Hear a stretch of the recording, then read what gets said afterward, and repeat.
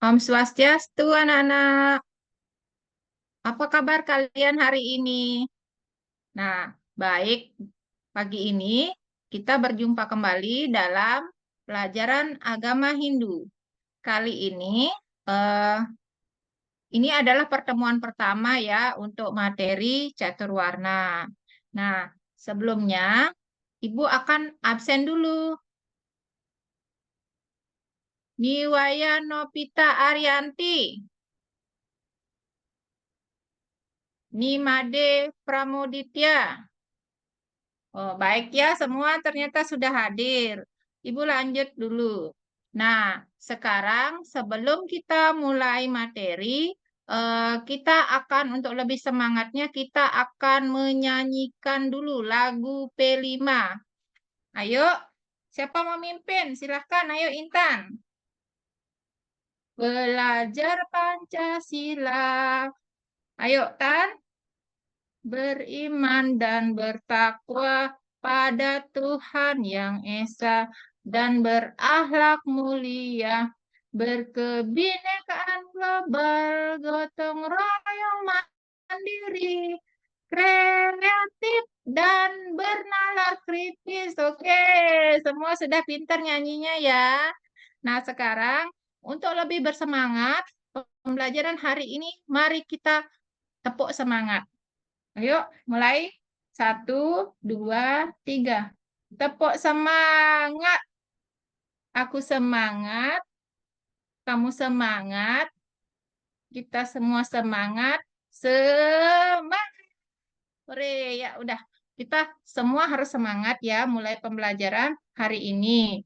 Nah, kalian sudah baca belum apa yang materi hari ini? Oh iya, bagus ya. Bagus kalau sudah ada yang membaca.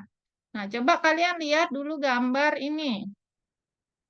Ini gambar apa? Baik ya. Ada yang bisa menjawab? Coba Glenn. Oh, baik. Bagus ya jawabannya dari Glenn. Ada yang punya pendapat lain? Nah, coba Agus. Oh iya, ternyata jawabannya sama ya. Ini adalah profesi atau pekerjaan. Jadi, pagi ini kita akan membahas tentang profesi atau pekerjaan eh, yang ada kaitannya dengan materi agama Hindu. Nah, di sini eh, nanti kita akan membahas tentang macam-macam pekerjaan. Tapi sebelumnya kita akan berdoa dulu. Ya, silahkan. Ada yang memimpin doa? Kita akan berdoa Saraswati Puja ya. Om Saraswati Namostubhyam Waradeka Marupini Sidirambam Karesyami Sidir Bawan Tume Sada Om Santi Santi Santi. Baiklah, kita sudah semangat dalam materi hari ini kita sudah berdoa. Nah, sekarang Ibu mau sampaikan tujuan pembelajaran hari ini.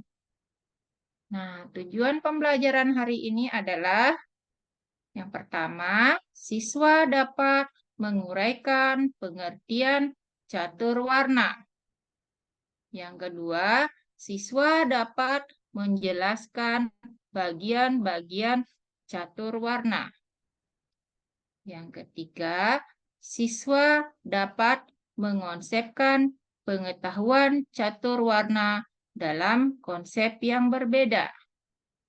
Nah, sekarang,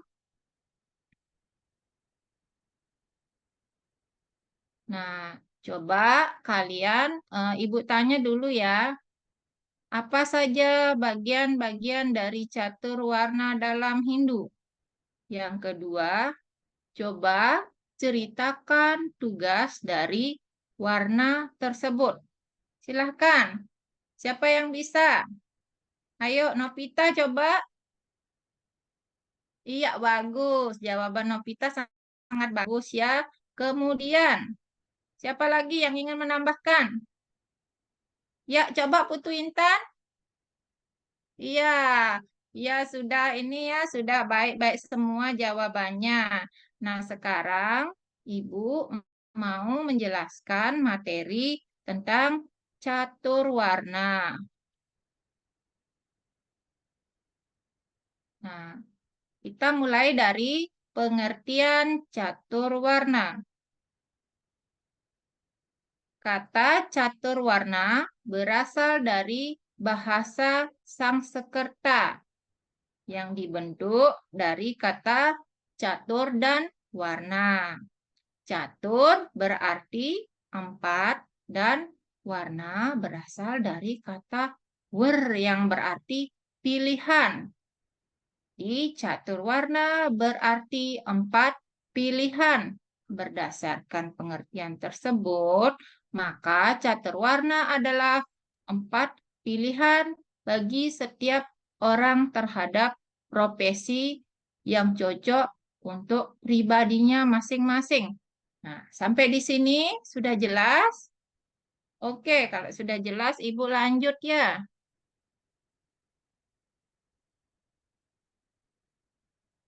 Nah, di sini bagian catur warna yang pertama adalah Brahmana warna. Nah, Brahmana warna ini adalah individu atau golongan masyarakat yang berkecimpung dalam bidang kerohanian. Keberadaan golongan ini tidak berdasarkan atas keturunan, melainkan karena ia mendapatkan kepercayaan dan memiliki kemampuan untuk menjalankan tugas sebagai rohaniawan dan ahli di bidang pengetahuan. Kemudian yang kedua. Nah, kedua adalah Ksatria Warna. Ksatria Warna adalah seseorang atau sekelompok masyarakat yang memiliki keahlian di bidang memimpin bangsa dan negara. Keberadaan golongan ini tidak berdasarkan atas keturunan. Bisa juga terjadi karena ia memiliki kemampuan sebagai pemimpin atau orang yang diberi kepercayaan sebagai pemimpin. Dengan demikian, mereka sebagai kesatria karena memiliki kelebihan dalam bidang ilmu pengetahuan dan ilmu kepemimpinan. Nah, sekarang kita lanjut bagian warna yang ketiga, yaitu Waisya warna. Waisya warna adalah seorang atau kelompok masyarakat yang memiliki profesi sebagai yang bergerak di bidang ekonomi, perdagangan, pertanian, dan peternakan. Kemudian yang keempat adalah atau warna yang terakhir yaitu Sudra warna. Sudra warna memiliki arti bahwa kelompok masyarakat yang memiliki keahlian di bidang pelayanan atau mengabdi hanya dengan menggunakan tenaga. Keberadaan golongan ini tidak berdasarkan atas keturunan, tetapi karena mereka memiliki kewajiban untuk kerja dengan orang lain dan mampu melaksanakan tugas dengan baik dan tulus melayani dengan kekuatan tenaga yang dimilikinya. Seseorang disebut sudra karena ia memiliki kelebihan dalam bidang pelayanan kehidupan duniawi seperti seorang karyawan atau buruh. Nah, bagaimana? Apakah sudah jelas tentang keempat warna ini? Ada pertanyaan anak-anak? Oh, iya, silahkan. Siapa yang mau bertanya? Coba angkat tangannya. Oh, iya, silahkan, Budiarte. Apa pertanyaannya? Oh, iya. Jadi, Bu jelaskan ya, apakah petani dan buruh tani itu sama-sama masuk di golongan waisya? Sekarang begini ya, Kalau petani yang mempunyai lahan sawah itu dia masuk ke dalam golongan waisya. Sedangkan orang-orang atau buruh yang bekerja di petani tersebut untuk membantu menggarap sawahnya itu maka ia akan masuk ke dalam golongan sudrawarna. Jelas? Ya, kalau sudah jelas Ibu lanjut ya. Nah, kalau kita kaitkan catur warna dalam konsep keagamaan ini, maka catur warna itu berasal dari konsep purusa. Nah, konsep purusa ya dalam Weda yang menggambarkan pembagian tubuh manusia menjadi 4 bagian yang melambangkan 4 kelas. Brahmana, nah mewakili mulut di sini ya. Brahmana bertugas dalam bidang spiritual, diibaratkan seperti mulut kalau dalam bagian tubuh itu. Kemudian kesatria diibaratkan seperti lengan, bertanggung jawab dia untuk melindungi masyarakat. Kemudian Waisya diibaratkan sebagai paha, itu menjalankan kegiatan ekonomi. Kemudian golongan Sudra menjalankan tugas pelayanan. Ini diibaratkan seperti kaki. Nah, kemudian Ibu lanjut. Nah, bagaimana konsep caturwarna ini dalam kehidupan modern sekarang ini? Catur warna masih menjadi konsep yang relevan ya dalam masyarakat Hindu hingga sekarang, tetapi maknanya berubah ya berkembang seiring berkembangnya waktu. Kalau dulu catur warna itu lebih dianggap atau diidentikan dengan kasta. Nah, sekarang telah mengalami reformasi yaitu menekankan kesetaraan tentang hak dan asasi manusia. Kemudian dari segi kesempatan, dalam era yang modern ini, catur warna itu lebih mendorong mobilitas sosial dan kesempatan untuk semua individu. Jadi maksudnya di sini adalah semua orang berkesempatan untuk menduduki warna tersebut. Misalnya yang bisa menjadi pendeta itu sekarang bukan hanya golongan ide bagus, misalnya gitu ya. Semua berhak misalnya dari warga Pande atau misalnya Pasek apa itu bisa juga, tapi namanya yang berbeda ya sebutannya. Bukan pedandu, tapi ada yang disebut Sri Empu dan sebagainya. Kemudian dari segi keberagaman, caturwarna telah menjadi simbol keragaman tugas peran dalam masyarakat. Jadi menurut profesinya ya, bukan menurut kelahirannya lagi. Nah, ini adalah kritik terhadap catur warna. Yang darinya dulu yang Brahmana didominasi dengan keistimewaan, kesatria identik dengan kekejaman dan kekerasan, Waisya yang dulunya eh, identik dengan eksploitasi dan ketidakadilan, dan Sudra dulu dianggap sebagai kaum yang tertindas. Ya, nah kemudian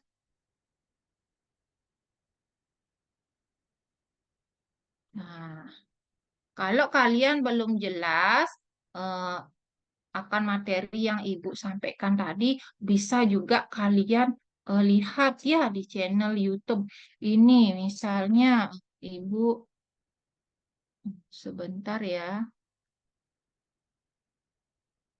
Nah, di sini bisa kalian lihat juga materi ini. Bentar ya, Ibu tayangkan.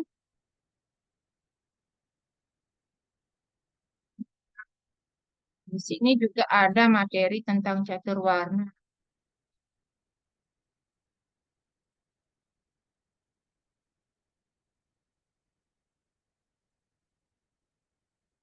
Nah, nanti kalian simak ya, kalian bisa share video ini kalau belum jelas.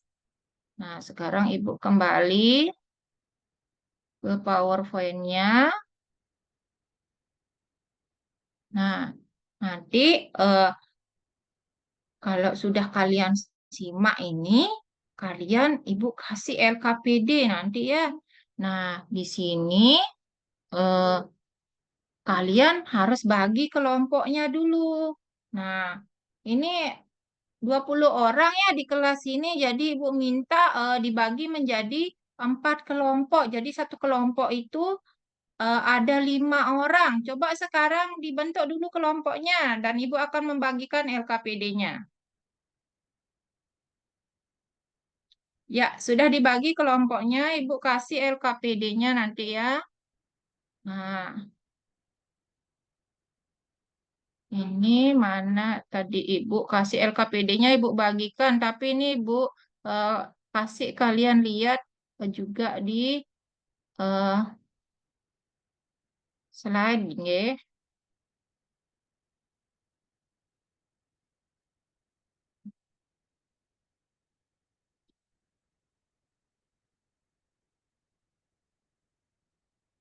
Nah, ini bisa kalian lihat coba. Nah, ini ada beberapa gambar ini ya. Sudah? Nah, nanti kalian di sini isi. Ini gambar profesi. Di sini ada, ini kalau dia di catur warna ini, dia masuk golongan yang mana? Apakah golongan Brahmana, Ksatria, atau yang lainnya? Terus tugasnya ini apa? Ya, silahkan kalian diskusikan ya bersama kelompoknya. Sudah? Nah, kalau sudah, ayo Ibu minta siapa yang kelompoknya sudah jadi. Oh iya, kelompok dua. Udah jadi kelompok dua ya. Kelompok dua silahkan maju presentasikan hasil dari diskusi kelompoknya.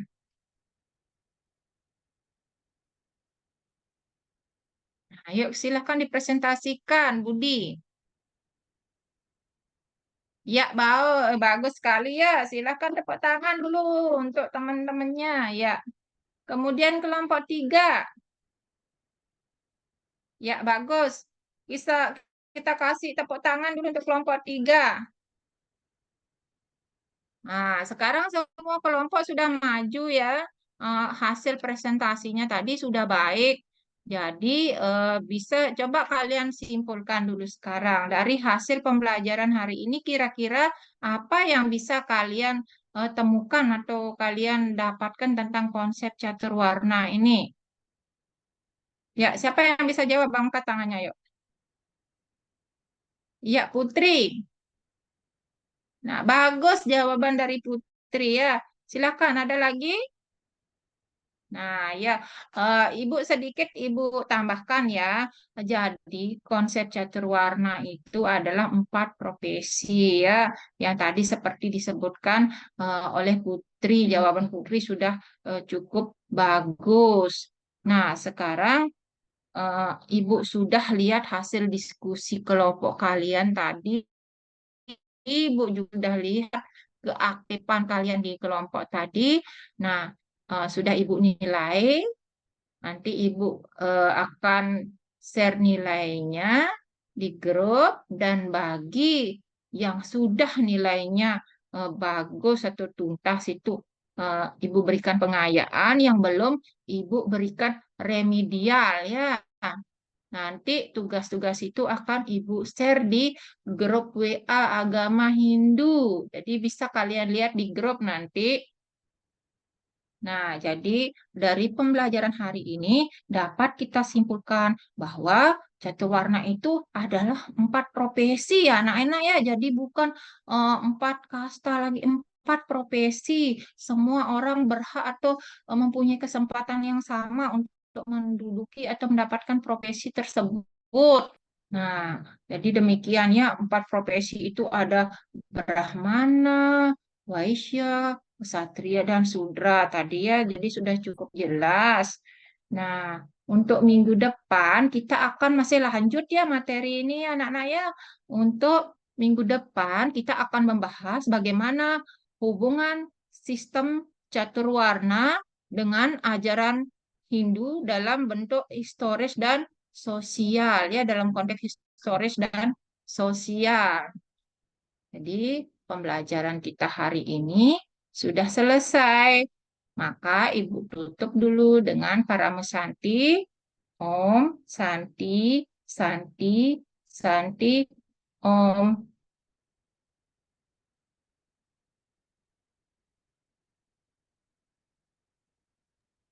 Baik, terima kasih Ibu. Luar biasa, sudah simulasi. Cuman apa namanya? Oke, kita lanjut aja ya Bu ya. Di stop share screen dah dulu Bu. Stop share screen. Iya, iya, iya, Pak. Sedikit grogi soalnya, Pak.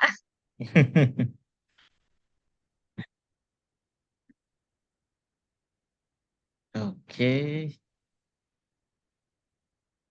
Ibu sudah tarik nafas dulu. Untuk saya tanya konfirmasi terkait yang saya tanyakan. Nah, untuk Ibu, saya kira Ibu tahu tentang sloka-sloka ya Bu ya. Ada yang hafal Pak. slokanya. Satu atau dua atau Ya, tiga Pak. yang hafal dengan sloka. Ya, saya coba, Pak ya, Ada sloka satu yang aja lah. terkait Satu saja, ya. mungkin satu bait saja atau sloka dari siapa gitu misalkan. Dan tahu maknanya juga ya. Oke. Yang coba salah satu sloka dalam kitab Bhagavad Gita Adhyaya 9 sloka 26 Pak. Yang bunyinya Patram Puspam Palam Toyam Yumi Bhaktya Prayat Hati Tat Aham Bhaktya Upartam Asnami Prayat Tat Manah. Ini artinya ia yang mempersembahkan eh, ia yang mempersembahkan eh sebentar. Dia yang mempersembahkan kepadaku dengan sujud bakti sehelai daun, setangkai bunga, sebiji buah, dan seteguk air dengan hati yang tulus ikhlas, maka aku akan menerimanya sebagai persembahan dari orang yang berhati suci. Begitu, Pak. Oke, luar biasa. Saya lanjut ke terkait perangkat ajar. Kira-kira apa yang Ibu ketahui terkait perangkat ajar dan apa saja yang termasuk dalam perangkat ajar Perangkat ajar yang Kumar maksudnya, Pak? di kurikulum Merdeka? Ya, perangkat ajar di Oke. kurikulum Merdeka apa saja kira-kira Bu, yang Ibu ketahui? Oke. Perangkat ajar dalam kurikulum Merdeka itu terdiri dari ada CP atau capaian pembelajaran, ada TP atau tujuan pembelajaran, ada ATP atau alur tujuan pembelajaran, ada modul ajar sebagai pengganti RPP kalau dalam kurikulum 2013, kemudian ada KKTP yang namanya dulu KKM, kemudian eh, yang dulu penilaian sekarang diganti dengan eh, asesmen, Pak. Mm-mm, Ya, mm-mm. Nika, Pak. Oke. Berarti yang Ibu sudah kembangkan kemarin di Lokakarya atau di sekolah secara nyata, modul ajar apa saja yang sudah dikembangkan, Bu? Yang sudah pernah Ibu kembangkan? Kalau kemarin di Lokakarya kita sudah diajarkan 5, Pak. Yang problem based learning atau PBL, PJBL atau project based learning berbasis proyek nih, kemudian DBL, TPACK, dan P5, Pak. Nah, Hmm. sebenarnya seperti TPACK nih kita sudah mengembangkan dengan teknologi Pak, tapi baru tahu gitu kalau itu namanya TPACK sudah Tapi baru dilaksanakan, tapi baru istilahnya baru tahu tahu, gitu. padahal sudah Nggih, dilaksanakan gitu ya. nggih. Oke. Nah, untuk media dan LKPD, Bu, bagian dari perangkat ajar Kurmer atau bagaimana, Bu? Tapi Pak, LKPD bagian Ya. nggih, bagian dari Ya, perangkat ajar nggih. Dia masuk ke dalam perangkat ajar. oke. Nah, materi ajar juga dalamnya masuk? Nggih, masuk juga Pak. Oke. Nah, Ibu kan sudah membuat dan mengembangkan modul ajar waktu lokakarya mungkin, ataupun sudah sering membuat modul ajar di sekolah, baik itu TPA, TPACK, PBL, PJBL, P5, ataupun diferensiasi mungkin ya. Nah, Hmm. apa yang melandasi, teori apa yang melandasi yang Ibu kembangkan untuk membuat modul ajar? Teori apa? Yang melandasinya ada beberapa teori pembelajaran sih Pak. Misalnya Mm-mm. teori belajar behavioristik. Misalnya di sini bagaimana seorang guru itu berlaku sebagai eh, guru itu menganggap bahwa individu itu atau siswa itu sebagai objek yang pasif yang perlu diberikan respon gitu Pak, stimulus respon. Jadi mereka harus diberikan penjelasan, harus diberikan motivasi dan juga apa materi-materi seperti misalnya yang sudah yang tayangkan tadi memberikan materi kepada siswa. Kemudian yang kedua adalah teori belajar konstruktivisme. Nah, di Oke, sini misalnya bagaimana teori ini mendukung proses pembelajaran, misalnya eh, pembelajaran yang student center itu, Pak, ya berpusat pada siswa. Kemudian yang ketiga adalah teori belajar humanistik. Jadi bagaimana memanusiakan, anggaplah memanusiakan manusia gitu. Di sini misalnya itu adalah bagaimana seorang guru itu memberikan penghargaan kepada siswanya, menghargai eh, ketika siswanya itu memberikan pendapat atau berpendapat gitu Pak. Berperan aktif menjawab pertanyaan misalnya gitu. oke, siap. Kemudian, ya, Oke, Nike, Pak. Bu. Selanjutnya, nah tadi kan asesmen Ibu pernah sempat bilang tadi penilaian sekarang berubah menjadi ada asesmen. Asesmen yang Ibu ketahui di dalam kurikulum mereka apa saja, Bu? Asesmen yang saya ketahui itu ada asesmen formatif dan asesmen sumatif, Pak. Oke, Asesmen formatif ini ada yang di awal pembelajaran, ada yang di tengah atau saat pembelajaran, dan ada asesmen formatif yang di akhir pelajaran. Di sini tujuannya adalah mengetahui kemampuan siswa, Pak, untuk baik. mengetahui sejauh mana pemahaman siswa sehingga bisa untuk memperbaikinya dalam Oke, pembelajaran tersebut. Kalau siap. asesmen awal itu untuk mengetahui kemampuan awal siswa. Nah, yang kemudian yang kedua itu adalah asesmen sumatif, biasanya diterapkan di akhir apa ya, akhir pembelajaran, atau misalnya kayak asesmen pada saat tengah semester gitu, akhir semester gitu Pak, termasuk asesmen sumatif.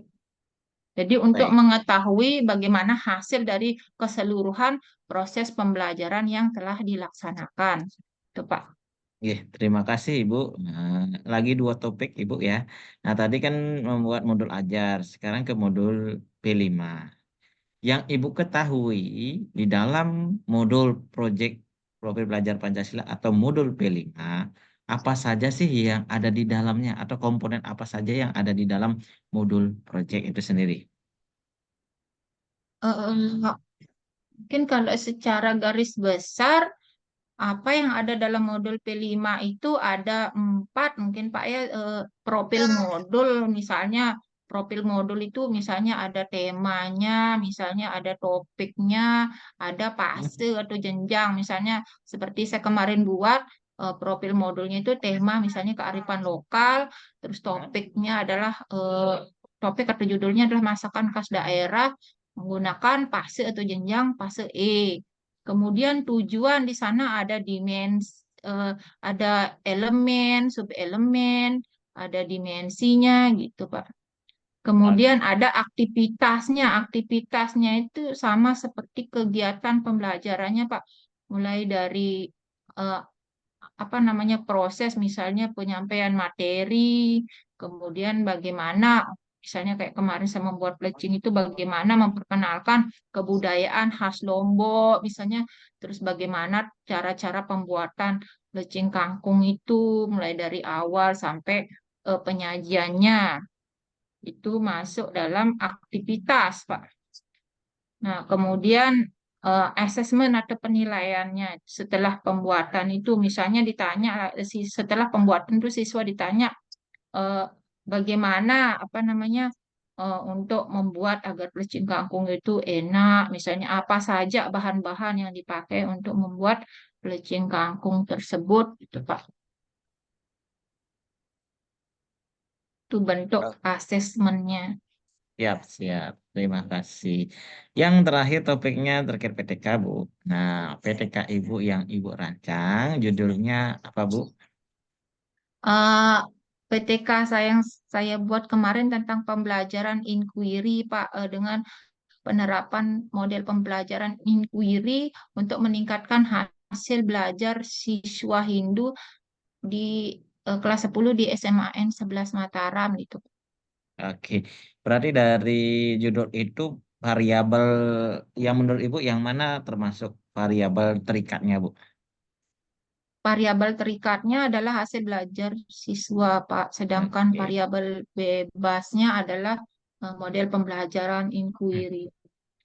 Berarti instrumen yang Ibu kembangkan dari judul dan dari variabel hasil belajar yang Ibu rancang di proposal, bentuk dari instrumennya apa, Bu? Tes ataukah non-tes? Tes, memakai tes hasil belajar. Oke. Nah, secara umum yang Ibu rancang proposalnya, kira-kira bukan kira-kira ya, sepengetahuan yang Ibu rancang proposalnya, apa saja sistematika atau komponen yang ada di dalam proposal PTK-nya, Bu? Sistematika dari proposal itu adalah yang pertama itu adalah bagian awalnya itu seperti biasa Pak ada cover. Nah, di sana Oke. ada abstrak, ada daftar isi. Nah, kalau misalnya ada gambar atau tabel, mungkin ada daftar tabel atau daftar gambarnya. Kemudian masuk ke bagian bab satunya ada pendahuluan, di sana ada latar belakang, Hmm? kemudian ada identifikasi masalah, rumusan penelitian, tujuan penelitian, dan manfaat penelitian. Nah, kalau di bab duanya tentang kerangka teori, misalnya tentang kajian penelitian-penelitian yang relevan, kemudian eh, variabel penelitian, landasan,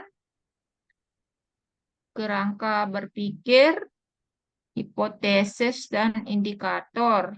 Kemudian di bab 3 tentang metode penelitian. Nah, ini termasuk jenis penelitiannya, lokasi dan waktu penelitiannya, subjek penelitiannya.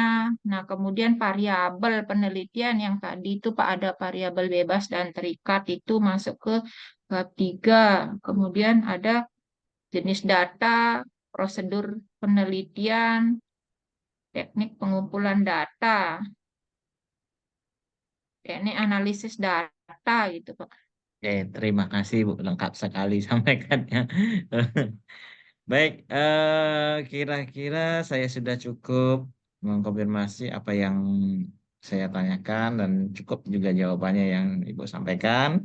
Sekali lagi terima kasih untuk sesi ini saya kira cukup, nggih.